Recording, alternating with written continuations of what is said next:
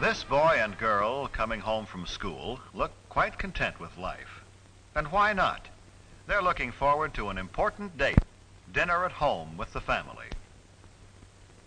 What's the matter? Doesn't that sound exciting to you?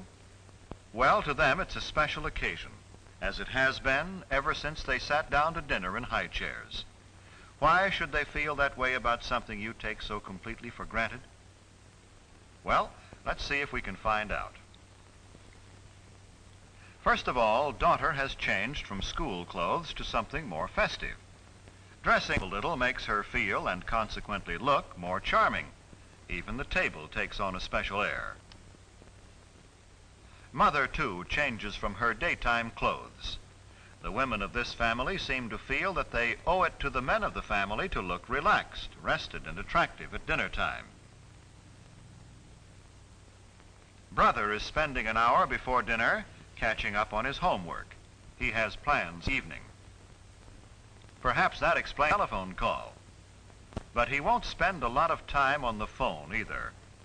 When there are several members of the family to be considered, it is not a good idea for one member to monopolize the phone. And it is never good to allow telephone conversations to interfere with studies.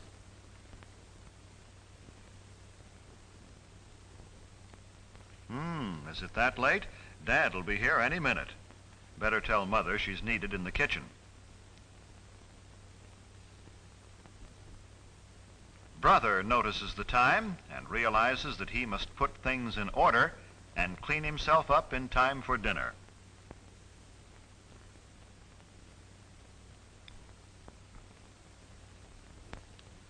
Hello there. Junior is always in a hurry, particularly for dinner. But first there's a cleanup job to do on this young man. Brother takes it upon himself to help share Junior's responsibility for keeping their room in good order and keeping Junior in good order, too. Punctuality is stressed in this household. By that I mean hair is combed and faces and hands scrubbed before the boys come to the table so they won't delay the meal.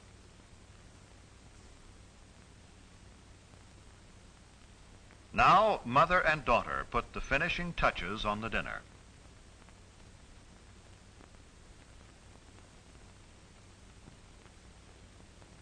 Father, too, looks forward to this date with the family. He has had a hard day at the office, and in his briefcase are some contracts which must be looked over tonight. But in the meantime, he will relax at dinner with those he loves. A simple centerpiece made from some flowers which grow in the backyard is another of daughter's contributions to the dinner. But it takes up a little too much room, so she moves it to the sideboard.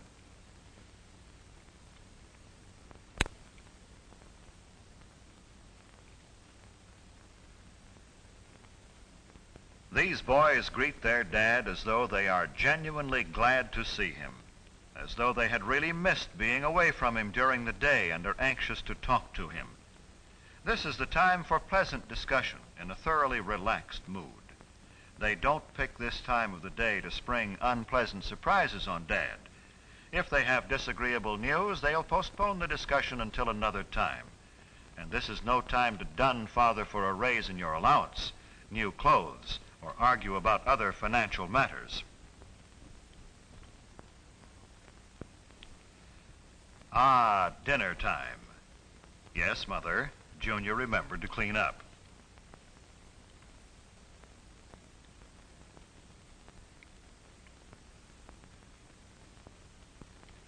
Brother seats Junior. Then helps Mother to her chair as he would his best girl.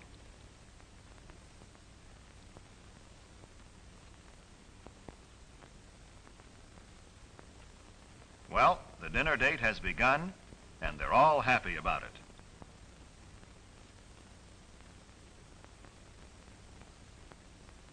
Many families throughout the country observe the custom of saying grace at mealtime. It is always treated with reverence and respect.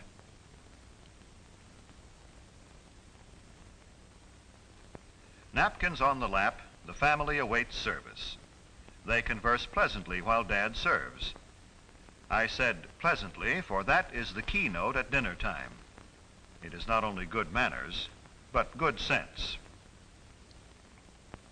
Pleasant, unemotional conversation helps digestion. Father serves mother first, then daughter, then the boys.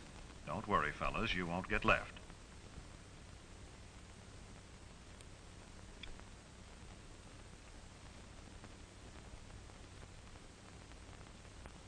Help cut your meat, Junior?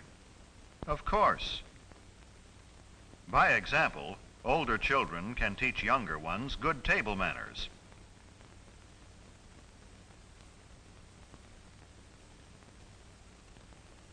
No one starts eating until Father has served himself. Always wait for the hostess, in this case Mother, to begin eating before you start. Let Father and Mother guide the conversational trend if they desire. After all, they made all this possible and may want to talk over their day with each other. Tell Mother how good the food is. Maybe Sis rates a compliment too. It makes them want to continue pleasing you. Well, all this is good general advice, but there are some specific don'ts. Maybe the family will demonstrate for us. Don't monopolize the conversation and go on and on without stopping. Nothing destroys the charm of a meal more quickly. To say that the rest of the group is bored would be a gross understatement.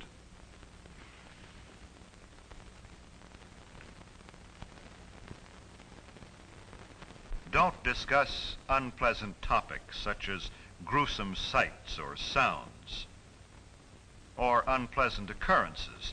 This is a time of pleasure, of charm and relaxation, remember?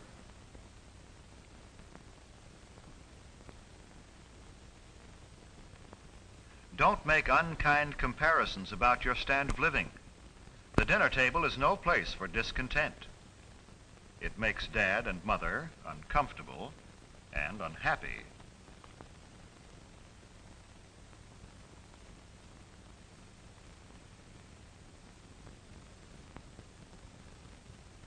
Don't insult your brother or sister with offensive remarks about friends. Arguments, harsh words mean tension and distress for everyone.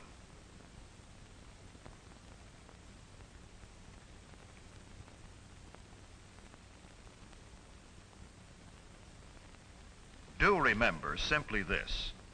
Treat the other members of your family with the same respect and cordiality you would show your most treasured friend outside the family circle.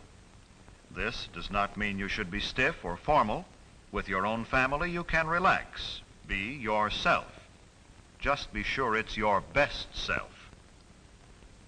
This is better. Now things are on an even keel again. Now we're ready for dessert. Most families don't have maids, so Mother needs help with the serving from the kitchen.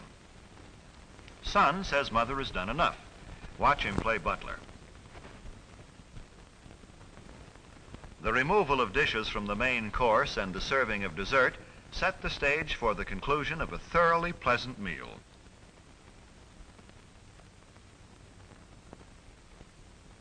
Do you begin to see now how a date with your family can be a truly special occasion? Do you know why brother and sister looked forward to the evening? When the dinner hour at home is treated with a certain amount of graciousness and ceremony, it can be memorable. There is no family so poor but that the evening meal can be eaten in an atmosphere of warmth and gentleness. There is no family so busy but that it can come together in the evening for a dinner date which will give its members something to look back upon with happiness all their days.